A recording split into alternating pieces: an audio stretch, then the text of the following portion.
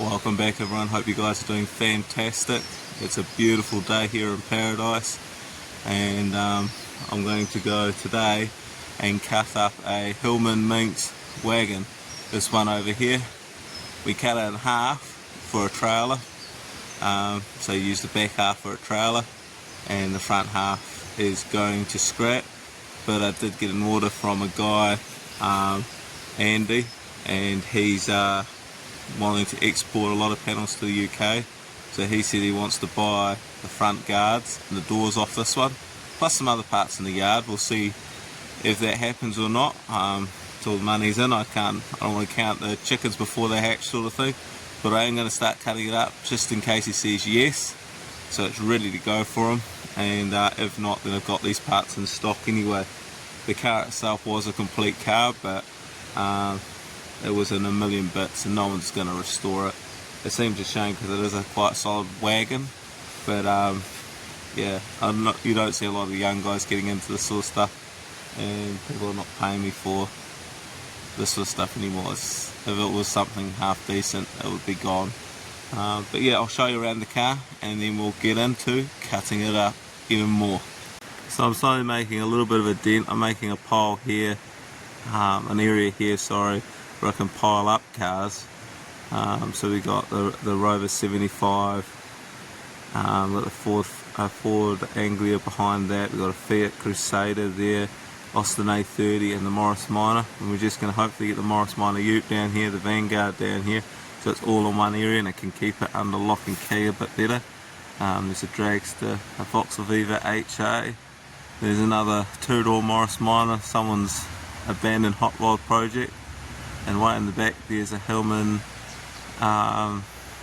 Minx or Hillman station wagon, a Mark II I think it is, 1962. Beautiful car, but no front end, like no grille or headlights, but it is a complete car. I think the engine's actually out of it too, but we just parked it there. But today, just to create a bit more space around these ones, I want to get rid of that pile of rubbish. There's stuff in that apple bin under that Land Rover bonnet, and they'll put some scrap on top. As you can see, it's just going light gauge steel. I don't think that bumper's going to scrap because I believe it's off that wagon. There's a few wasps around, which I have to be careful because there's obviously a wasp nest somewhere here.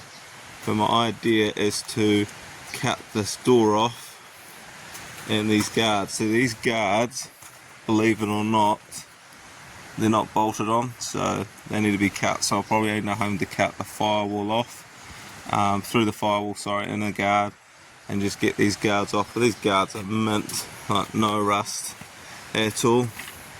So the same with the doors. Don't know why that wasp was hanging around, sorry, I'm a bit on edge. But yeah, the door will just cut through the hinges, the easiest thing, and just go from there. It's got a lot of rubbish in it too, but you know, that's all shrink wrap stuff. But this thing here is what we're thinking about turning into a trailer. So yeah, as you can see, sort of you make it flat on the back and then have that as a trailer, tying behind another classic car of sorts. But anyway, let me get this generator hooked up and start cutting this old Hillman up even more, and then hopefully move this and then create a space for me to turn trailers and put more cars anywhere.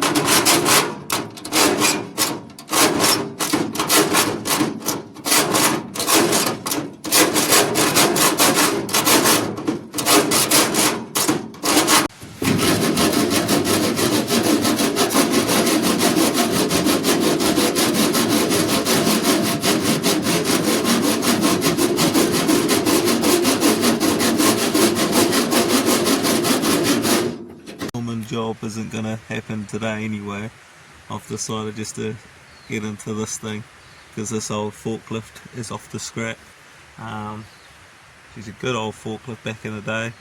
It's got a V4 in it, and yeah, I'm just making it lighter so the forklift can lift it, and then we take it in as one job lot of steel, you know.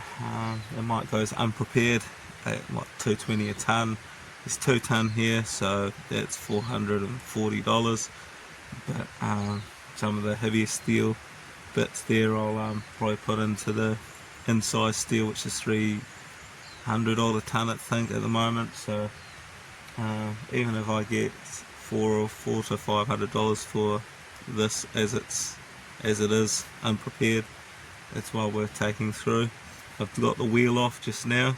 I've got the counterweights off the back here, sorry, and yeah, I'm just slowly working away at getting it ready to go to scrap. I'll show you the motor actually, it's quite interesting. That's the motor there, V4. I did actually get it running at one point, believe it or not, but it didn't run long because that carburetor was giving me some issues. Yeah, it is what it is. It's a shame. I've managed to get the forks off, they'll go and scrap. I'll actually keep that round bit of steel there. That's a nice bit of rod there. But yeah, sorry about the sun, but yeah, we'll get this thing ready for the scrap, man. Improvise with a bit of aluminium tubing on this breaker bar. It's not wanting to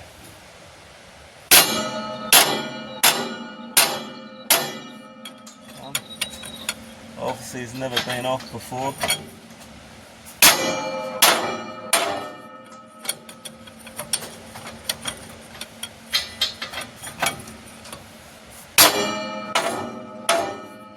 That's I do when I scrap all these old machines and cars and stuff like that, is anything like these tin signs that just, even the one up here, you know, they're quite nice to actually just mount them on a wall or a plywood piece of plywood, and then mount that as like a wall hanging with all these different badges, you know what I mean. So you can see it's an old Heister, and that's the motor that's in it. Horrible little things. I remember someone I worked with had a Bobcat with one of these motors in it, and it was a horrible thing to start. Good when they're probably new, but I think it's just age and all that. I think that badge there will probably, or that tin plate I'll leave because it's corroded away. That'll just give you some numbers anyway, but stuff like that's definitely worth taking, and that one there, because it'll clean up quite nice, you know what I mean? And it's not a lot to get them off. And there's even a brass one up there, so whether that will clean up, it's worth popping off though and seeing, but it might not come up that good anyway. But it can go in brass tin and nothing else. And it's neat how these steering wheels move, eh? So you just to open it up. But yeah, I'm going to go and get the David Brown and see if I can lift it up so I can get that wheel off, and then see if I'll even lift it up just so I can get the cage, because that wheel has to come off to get that bolt off. Get this cage off, and then it's condensed down a little bit. I would like to take the mast off, but I just can't see how it's attached realistically. If I undo them, but there's not much room down there to get with this motor down there, front axle diff thing. So whether I can bring the forklift in here and just lift on that and lift this up and get it way up and then undo it, that might be take a little bit of the weight off as well. We'll see. Now I've got to drain the oils and all that stuff as well. That will add a few kilos to it as well. But yeah, I'm slowly getting there. And if anyone in New Zealand has a T9 I think it's a T9. International, petrol, like any anything on that sort of, I think a tractor would fit, as well as anything off a bulldozer. I'm looking for a starter motor to get rid of the front crank start on it, and so I can get that thing up and running, because that thing runs really good, but just a nuisance to start. And that'll be good for crushing some cars, and there's 3 tonne there, so I'll do a little bit better than David Brown will do, especially hauling stuff in and out. Anyway, I'll catch you back in 5 minutes. So it's been a good day today. We managed to move a few of the cars around, which is awesome. We did have a few tool failures, which is expected. I think I'm just going to have to bite the bullet and spend the $500 on a decent, and I mean a decent sawzall. Those Black & Decker ones, they only cut up 3 cars and then they're dead. It's just something I need to do, make my life a little bit easier instead of using that saw, which is designed for cutting steel, but it takes a long time to do it, and I'm trying to make my life easier, not difficult, not hard, sorry. But yeah, I'll show you what I've been doing anyway. So I've managed to cut all the way through that support brace which holds the bonnet hinge, and it's cut up in there, so the guard should be free more or less. I've cut that brace there, and I've cut the whole way through there too. So it's only this inner guard which comes all the way around that's holding it in, and the idea would be to come in with a sawzall and just and come up all the way through here. Maybe do it from underside, take the wheel off and do it that way. I have cut away a couple of the welds, because they've literally welded in that weld there I can't actually access, so whether I can come in with a sawzall and cut down, but I'll need to get at least longer blades to discard it and maybe reach that. But there's a weld way up in here, so all this has to come out to get to that weld as well, which is annoying. It has a weld down here too. I'm just going over where the tack welds are, because these were built in New Zealand, so they're probably a bit different to the way they're built in the UK, I'm not really sure. But yeah, they're just a bit well built, these Hillmans. Yeah, you can see it's cut all the way through. I'll have to do the other side, but I'll wait till I get a sawzall for that. And but yeah, that's the Hillman sort of now cut up a wee bit. But yeah, as you can see, the guards getting all tidy now. I've got everything organised the best I can, and there's still enough room in this little area for another 1, 2, 3, 4, 5 cars, and just stack them in, you know, and get them tidied up like that. So that's what's happened today anyway. I do appreciate you guys tuning in and all that, and all the comments, etc., and a couple of the emails I'm getting too. I do appreciate it, and I'll catch you back in the next video.